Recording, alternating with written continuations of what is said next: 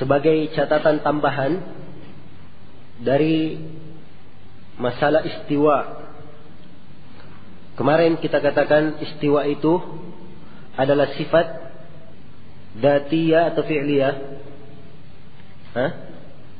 Sifat fi'liyah. Nah, sebab istiwa berkaitan dengan masyiah Allah Subhanahu wa taala, maka dia terhitung sebagai sifat fi'liyah. Nah, itu yang dikatakan oleh Syekh Ibnu Utsaimin dan banyak orang masyayikh yang lain bahwa istiwa adalah sifat fi'liyah. Tapi Syekh Shalih bin Abdul Aziz Al-Syekh hafizahullah, beliau mengatakan bahwa istiwa itu adalah sifat fi'liyah dzatiyah. Dikatakan sebagai sifat fi'liyah sebab Allah Subhanahu wa taala sebelumnya tidak istiwa di atas arsy. Kemudian istiwa menunjukkan fi'il. Naam, yaf'aluhu insya'a.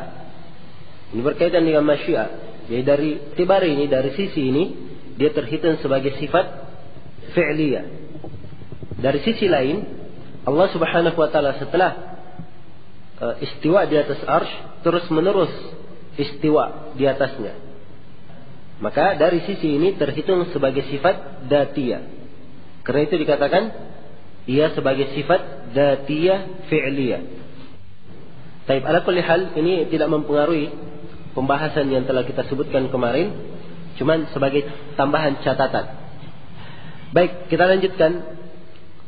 Sekarang kita masuk ke dalam masalah penting, yaitu tentang masalah ru'yah al-mu'minin li rabbihim yaumil qiyamah. Kaum mukminin akan melihat kepada Rabbnya pada hari kiamat. Berkata Ibnu Qudamah rahimahullahu taala, wal mu'minuna yarawna rabbahum, dan orang-orang yang beriman yarawna rabb akhirati, di akhirat, bi absarihim, dengan mata-mata kepala mereka, wa yazurunahu, dan mereka berziarah kepadanya, ya, mengunjungi Allah, wa yukallimuhum wa yukallimuna, dan Allah berbicara kepada mereka dan mereka pun berbicara kepada Allah. Iya. Kemudian beliau berdalilkan dengan dua ayat. Qala Allah Ta'ala berfirman, wujuhun yawma idzin nadhirah ila rabbiha nadhirah. Wajah-wajah pada hari itu nadhirah, sangat indah, kelihatan hidup. Ila rabbiha nadhirah, mereka melihat kepada Rabbnya. Ini penetapan melihat kepada Rabbnya, melihat kepada Allah. Wa qala ta'ala, dan Allah Ta'ala berfirman, ayat yang kedua, kalla innahum an rabbihim yawma idzin lamahjubun. Kalla, sekali-sekali tidak. Innahum, sungguhnya mereka, orang-orang kafir itu, an rabbihim, dari Rabb mereka, yawma idzin, pada hari itu, pada hari kiamat, lamahjubun, mereka tertirai, terhalang untuk melihat Allah Subhanahu wa taala. Apa sisi pendalilannya di sini? Kata Ibnu Qudamah, falamma hujiba ulaika fi halis sukhut dalla ala anna al-mu'minina yarawnahu fi halir ridha. Tatkala mereka, orang-orang kafir itu, tertirai atau mereka tidak bisa terhalang, tidak bisa melihat pada saat mereka dimurkai, maka ini menunjukkan bahwa kaum mukminin akan melihat Allah pada saat ridha. Ya. Wa illa, kata beliau, kalau tidak seperti itu, lam yakun bainahuma farqun.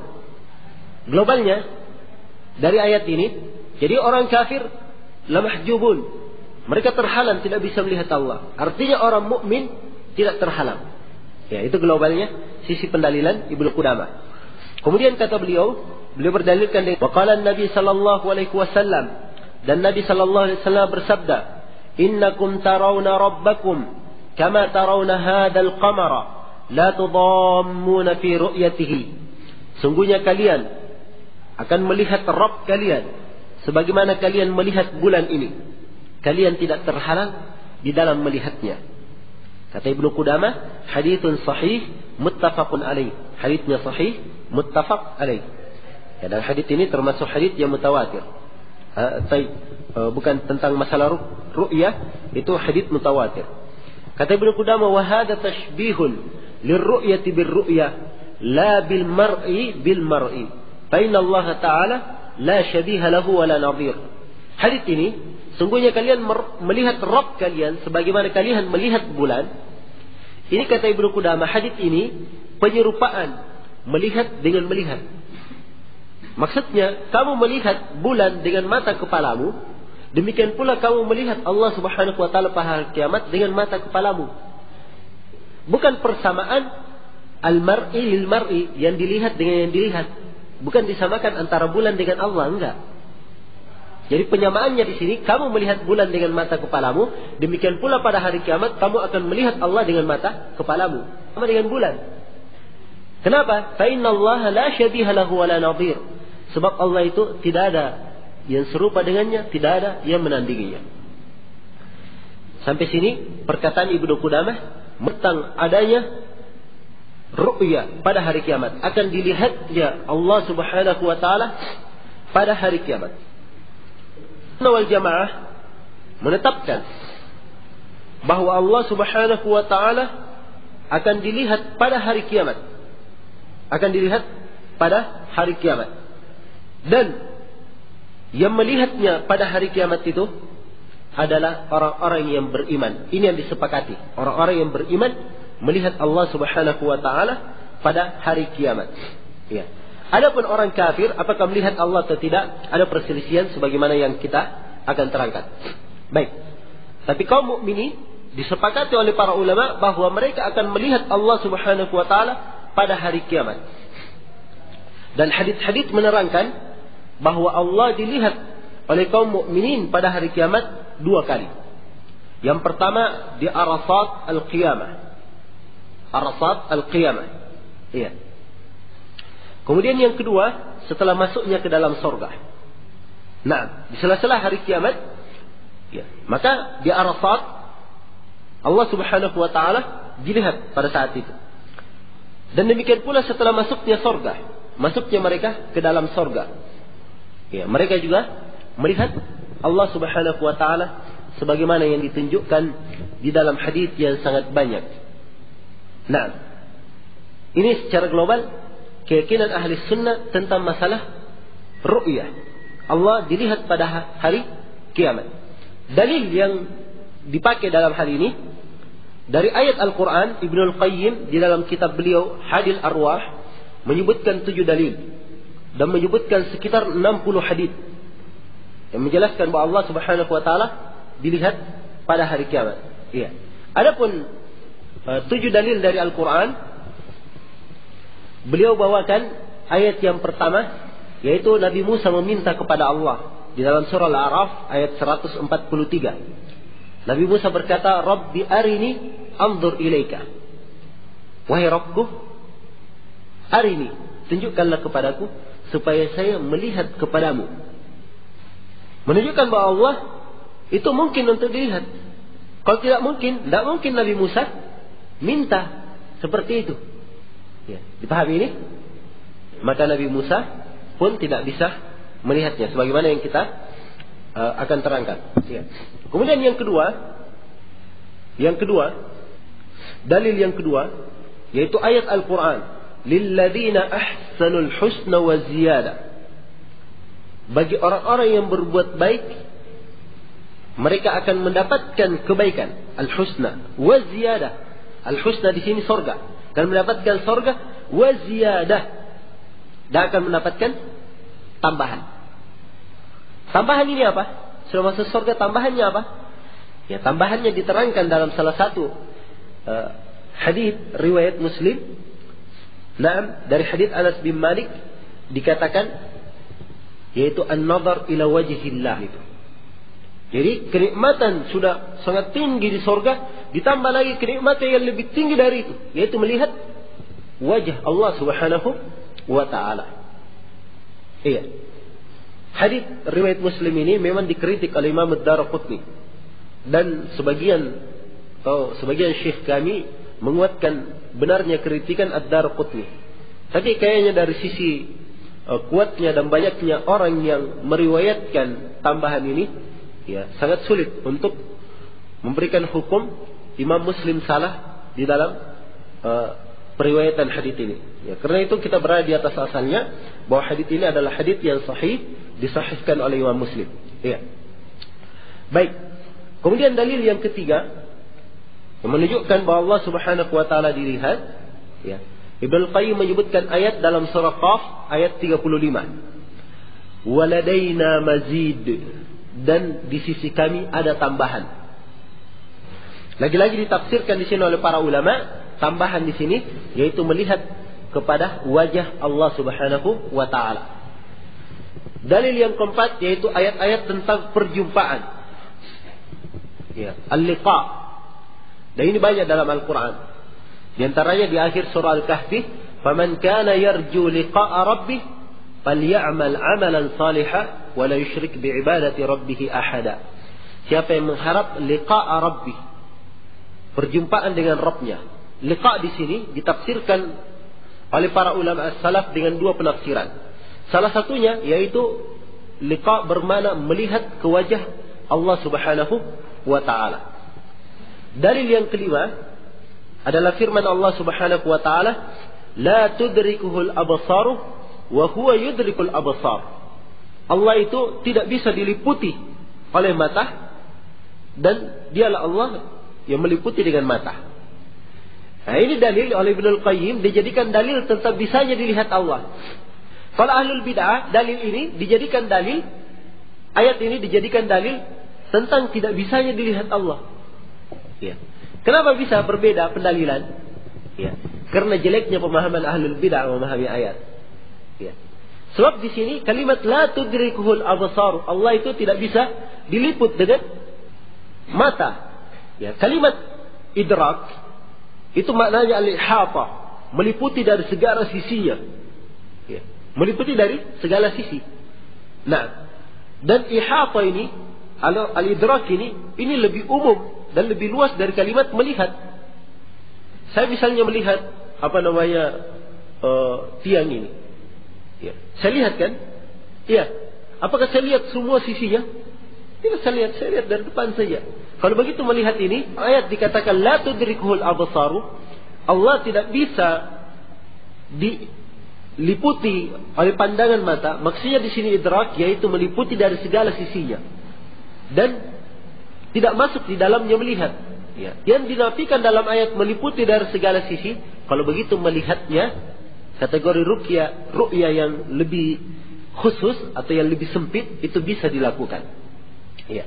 Maka ini dalil menunjukkan bahwa Allah Subhanahu wa taala bisa dilihat. Ini dalil yang kelima. Dalil yang keenam dan ketujuh ini yang disebutkan oleh Ibnu Qudamah. Dan ini dua dalil di antara dalil yang sangat tegas. Khususnya ayat yang pertama yang disebutkan oleh Ibnu Qudamah di sini, wujuhun yawma idzin nadhirah. Wajah-wajah pada hari itu nadhirah. Ya. Seakan-akan hidup. Ila rabbiha nadhirah. Kepada Rabbnya mereka melihat. Lucunya ahlul bidah ketika disampaikan ayat ini, ya, mereka tidak mau terima bahwa Allah bisa dilihat. Oh, di sini nadhirah bukan artinya melihat, tapi artinya menunggu. Iya, katanya. Sebab dalam bahasa Arab nadhara yanzuru melihat, intadhara yantadhiru menunggu. Dari kalimat nadhara semuanya. Nah, inilah salah satu, lihat, kalau orang tidak paham bahasa Arab. Dan ini menunjukkan kepada kita pentingnya mempelajari bahasa Arab. Khususnya di zaman ini, kalau nggak paham bahasa Arab, wah sudah, kamu akan dibolak-balik oleh ahlul bid'ah. Iya. Mungkin ada yang pernah dengar di Indonesia ini kelompok atau jamaah Isa Bugis. Pernah dengar? Iya. Isa Bugis di Pekalongan. Mengaku dirinya Nabi. Nabi Isa. Ya, tapi dari Bugis katanya. Nah, Iya. Nabi Muhammad itu katanya bukan orang Arab. Al-Quran itu bukan bahasa Arab. Kalau kamu debat dia, luar biasa dia syubhatnya. Nggak percaya kamu Al-Quran bukan bahasa Arab. Begitu kan? Coba lihat. Buka kamu Al-Quran di juz Amma dulu. Nggak usah jauh-jauh.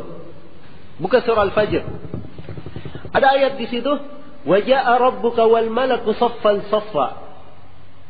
Dan datanglah Rabbmu dan malaikat bersaf-saf.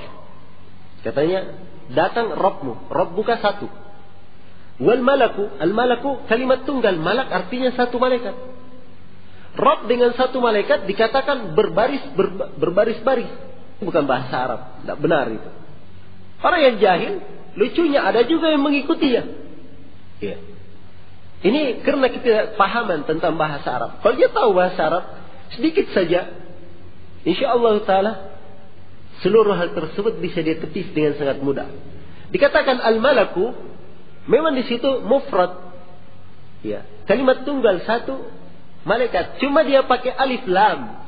Alif lamnya ini istighraq jinsi dalam bahasa Arab. Ya, istighraq jinsi, walaupun pakai kalimat satu, tapi kalau pakai alif lam ini maknanya seluruh malaikat, seluruh jenis malaikat. Sama seperti dalam Al-Quran dikatakan wa khuliqal insanu dha'ifa. Manusia diciptakan dalam keadaan lemah. Satu manusia. Bukan manusia yang diinginkan, jenis manusia. Ya, itu diciptakan dalam keadaan lemah. Ini paham tentang alif lam saya. Ada 3 alif lam dalam bahasa Arab. Ya. Ini paham tentang alif lam. Ini sudah mengerti cara membantah orang-orang yang seperti ini dan memahami nas dengan sangat baik. Sama di sini. Ila rabbiha nadhirah. Kepada Rabbnya mereka melihat. Ahlul bidah mengatakan bukan melihat di situ nadhirah, di situ menunggu. Ya, kita katakan itu kebodohan kamu tentang bahasa Arab. Kalau di situ menunggu, dia tidak pakai ila, kalimat ila. Sebab nadhara, melihat terus pakai ila, kepada, itu artinya nadhar di sini harus bermakna melihat. Harus bermakna melihat. Kalau menunggu langsung, kadang mutaaddi dengan langsung. Misalnya antadiruka. Ya. Saya tunggu kamu. Tidak pakai ila.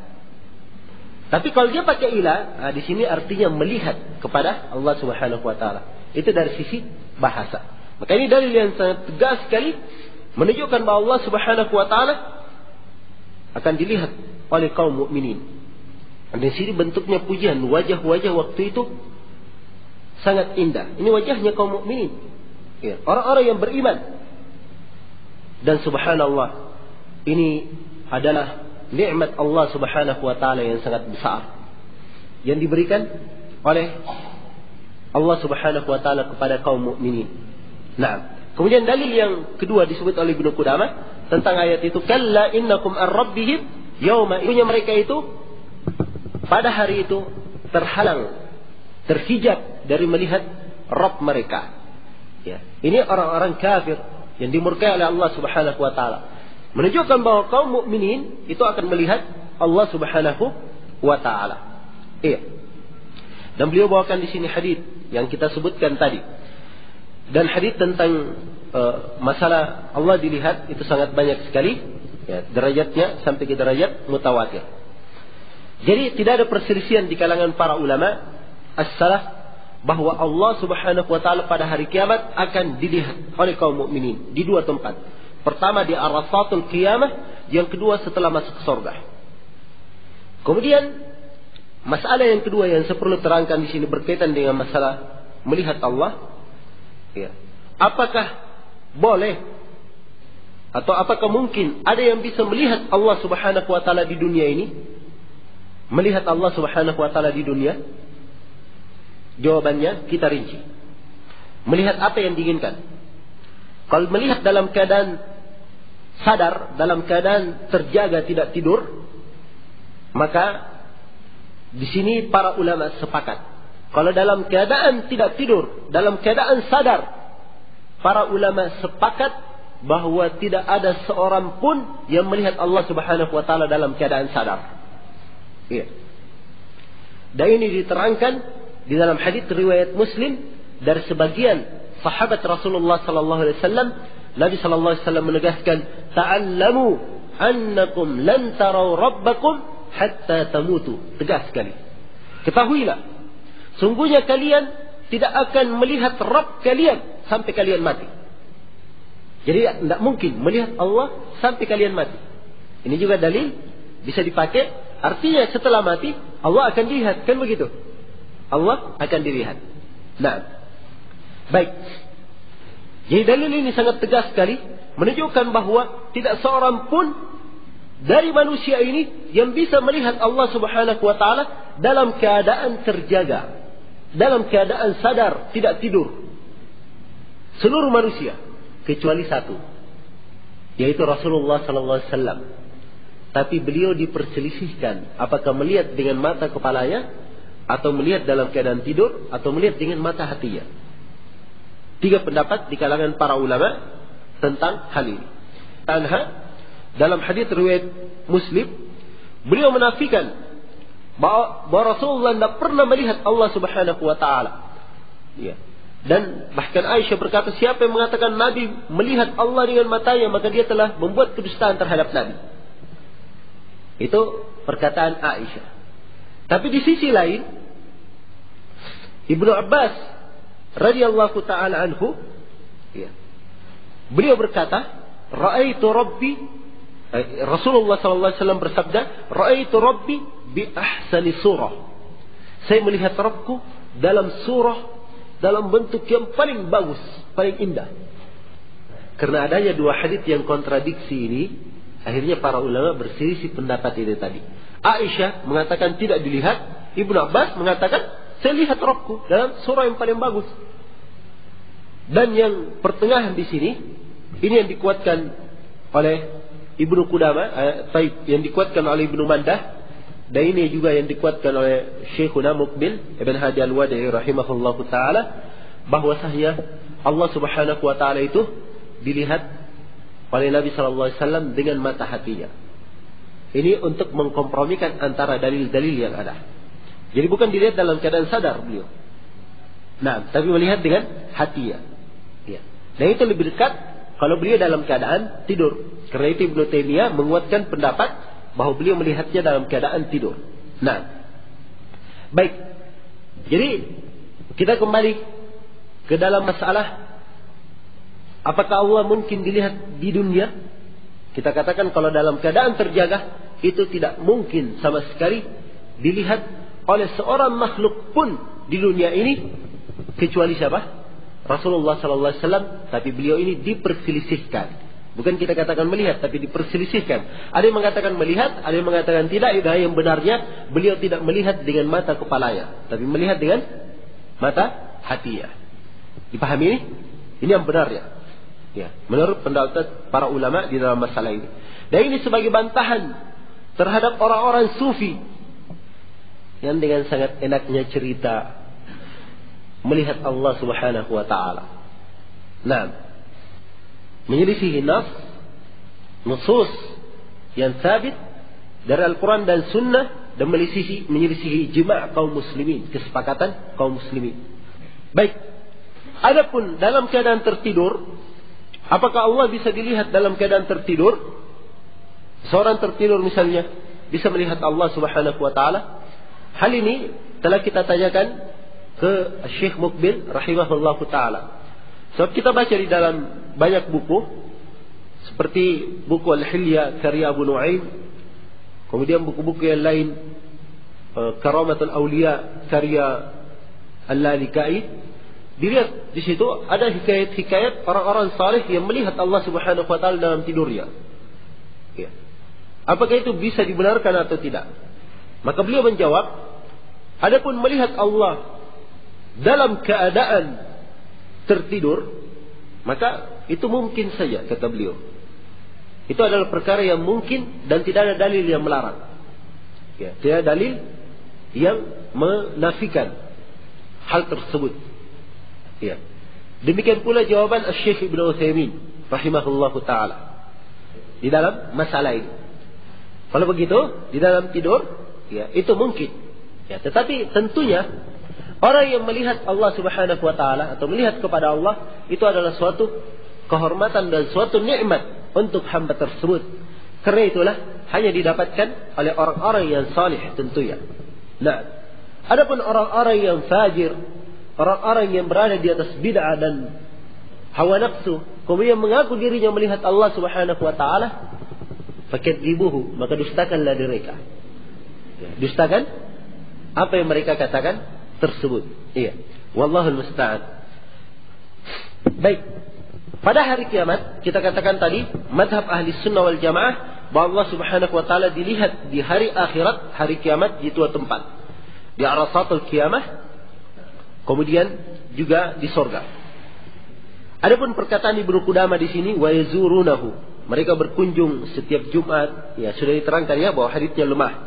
Maka kalimat berziarah itu berkunjung itu tidak bisa kita tetapkan dari sisi keyakinan sebab haditsnya lemah. Ya, adapun orang-orang kafir, apakah mereka melihat Allah Subhanahu wa taala pada hari kiamat? Ini ada 3 pendapat di kalangan para ulama.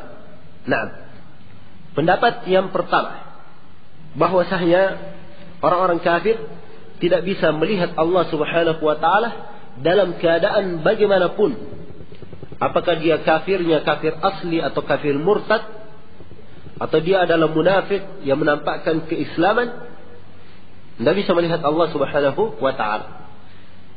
Dan Ibnu Qudamah rahimahullahu taala kayaknya condong dengan kepada pendapat ini dari nas yang kita baca dari kitab beliau. Dalil mereka secara umum, kalla innahum ar-rabbihim yawma idzin lamahjubun. Sekali-sekali tidak, mereka pada hari itu dari Rabb-nya terhijab. Mereka tidak bisa melihat. Dan dalil yang dipakai bahwa tidak bisa melihat sama sekali. Dan ini pendapat kebanyakan para ulama memang, yang mengatakan bahwa Allah atau orang kafir tidak bisa melihat kepada Allah Subhanahu wa taala pada hari kiamat. Iya. Pendapat yang kedua mengatakan bahwa orang kafir asli itu tidak bisa melihat Allah Subhanahu wa taala. Tapi orang yang munafik, yang menampakkan keimanan, menampakkan kekufuran, itu melihat Allah di Arasatul Qiyamah. Kemudian setelah itu mereka terhijab dan tidak bisa melihat Allah Subhanahu wa taala. Nah, diterangkan di dalam sebagian hadis kejadian di Arasatul Qiyamah tentang hadis As-Saq itu. Ketika Allah Subhanahu wa taala memerintahkan setiap orang yang menyembah kepada sembahannya ikut kepada sembahannya, yang sembah pohon ikut kepada sembahnya, yang sembah patung, sembah togut ikut kepada sembahnya semua. Dan yang menyembah Allah Subhanahu wa taala semuanya ikut bersama Allah Subhanahu wa taala. Nah, dan terikut juga di situ orang-orang munafiki. Orang-orang munafiki. Maka Allah Subhanahu wa taala menampakkan ya dirinya surah dengan bentuk yang tidak diketahui oleh orang-orang munafik. Dalam hadis yang ma'ruf itu di dalam masalah ini. Ala kulli hal, ini pendapat yang kedua mengatakan orang kafir asli tidak bisa melihat, adapun orang munafik itu bisa melihat. Iya. Dan ini yang dipilih, yang dikuatkan oleh Ibnu Khuzaimah dalam kitab Tauhid. Pendapat yang ketiga, ya, orang kafir melihat Allah, tapi mereka melihat bukan melihat mendapatkan kenikmatan seperti seorang mukmin, tapi melihatnya mendapatkan adab, ya, mendapatkan siksaan. Nah, ya, para ulama yang berdalilkan dengan pendapat ini berdalilkan dengan hadis-hadis secara umum tentang al-liqa dan kalam kepada Allah Subhanahu wa taala. Iya. Ala kulli hal ini 3 pendapat di kalangan para ulama dalam masalah ini. Dan seingat saya Ibnu Taimiyah rahimahullah taala dan juga kayaknya yang dikuatkan oleh Syekh Mukbil bahwa orang kafir itu tidak ditutup kemungkinan melihat kepada Allah Subhanahu wa taala. Tapi itulah tadi dilihatnya dengan ru'ya ada, melihat mereka mendapatkan siksaan dengannya. Nah, tapi dari sisi adillah disampaikan oleh sebagian para ulama bahwa apa yang dipegang oleh Ibnu Qudamah bahwa orang kafir tidak bisa melihat Allah Subhanahu wa taala dalam keadaan apapun itu lebih kuat. Nah, wallahu taala alam, ya, dalam masalah ini Yang jelas itu pendapat-pendapat para ulama di dalam masalah ini.